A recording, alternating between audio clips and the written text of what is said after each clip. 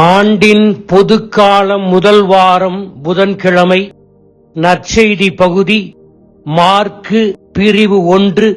அருள்வாக்குகள் 29 தொடக்கம் 39 வரை. கடவுளின் விருப்பத்தை நிறைவேற்றுபவர்களையும் இறையாட்சியை கட்டியெழுப்புகின்றவர்களையும் கடவுளுடைய கட்டுப்பாட்டில் தங்கள் வாழ்க்கையை அனுமதிக்கின்றவர்களையும் ஊக்கப்படுத்தவே இயேசு தந்தையாகிய கடவுளின் அன்பு, இரக்கம், மீட்பு ஆகியவற்றை போதித்து நோயாளிகளை குணப்படுத்துகிறார் என்று இன்றைய நற்செய்தி நமக்கு எடுத்து இயம்புகிறது. ஆண்டவர் இயேசு தன் ஆன்மீக பேட்டரியை நிரப்பிக் கொள்வதற்கு தந்தையாகிய கடவுளிடம் அடிக்கடி ஜெபத்தின் வழியாக பேசியும் அவர் சொல்வதை கேட்டும் வாழ்ந்தார். வசனம் 35. இயேசு விடியற்காலை கருக்களில் எழுந்து தனிமையான ஓர் இடத்திற்கு புறப்பட்டுச் சென்றார். அங்கே அவர் இறைவனிடம் வேண்டிக் கொண்டிருந்தார். இயேசு குணப்படுத்துதல் பணியை செய்ய சோர்ந்து போனது கிடையாது. இன்றைய நற்செய்தி கூறுகிறது, மாலையானதும் நோயாளிகள் பலர் வந்து குணம் பெற்றனர் என்று வாசிக்கிறோம். நம்பிக்கையோடு தன்னை அணுகுகின்ற நோயாளிகளுக்கு வானகத் தந்தையின் இரக்கத்தையும் கரிசனையையும் வெளிப்படுத்தினார் இயேசு. ஓய்வு நாள் ஒன்றில் தொழுகை கூடத்தில் அந்த நாளைய போதனையை முடித்த பிற்பாடு பேதுருவின் வீட்டிற்கு வந்து பேதுருவின் மாமியாரை குணப்படுத்தினார். மாலை நேரத்தில் நோயாளிகளை குணப்படுத்தினார், பேய்களை விரட்டினார். இன்றைய நற்செய்தி நமக்கு வழங்கும் செய்தி என்ன? 1.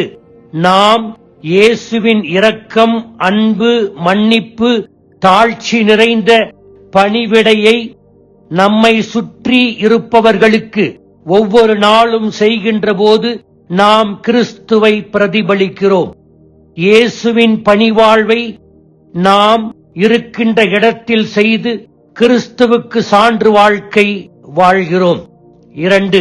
நோய்வாய்ப்பட்டவர்களை போய் அவர்களை சந்தித்து அவர்களுக்காக இறைவேண்டல் செய்வதன் வழியாகவும் நம்மால் இயன்ற உதவியை அவர்களுக்கு செய்வதன் வழியாகவும் அவர்களை உற்சாகப்படுத்துவதன் வழியாகவும் நாம் இயேசுவின் குணப்படுத்துதல் பணியில் ஈடுபடுகிறோம். 3. இயேசு எல்லோரையும் குணமாக்கிய பிற்பாடு அதை பற்றி யாரிடமும் தம்பட்டம் அடிக்கவில்லை. தான் சோர்வாயிருக்கிறேன் என்றும் முறையிடவில்லை. மாறாக தந்தை கடவுளிடம் சென்று அன்று செய்த அனைத்தையும் சந்தித்த அனைவரையும் ஒப்புக் கொடுக்கிறார், கடவுளுக்கு நன்றி செலுத்துகிறார். நாமும் இயேசுவின் நற்செய்தி பணியையும் குணப்படுத்துதல் பணியையும் செய்ய நமது ஆன்மீக பேட்டரியை ஜெபத்தின் வாயிலாக புதுப்பித்துக் கொண்டே இருக்க வேண்டும். அடிக்கடி ஜெபத்தில் ஈடுபட வேண்டும்.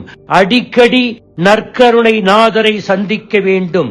அவிலா நகர் புனித தெரேசா 5 முதல் 6 மணி நேரம் ஜெபம் செய்தார். சிலுவையின் யோவான் 4 முதல் 5 மணி வரை ஜெபம் செய்தார்.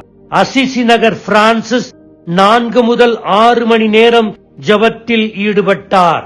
சியன்னா நகர் கத்ரீனா 6 முதல் 8 மணி நேரம் ஆழ்நிலை தியானத்தில் தன்னை ஈடுபடுத்திக் கொண்டார். மதர் தெரேசா திருப்பலி தியானம் மற்றவை போக 1 மணி நேரம் திவ்ய நற்கருணைக்கு முன்பாக ஆராதனை செய்தார். தற்போதைய திருத்தந்தை அவர்களும் 1 மணி நேரம் கடவுளுக்கு ஆராதனை செலுத்துகிறார்.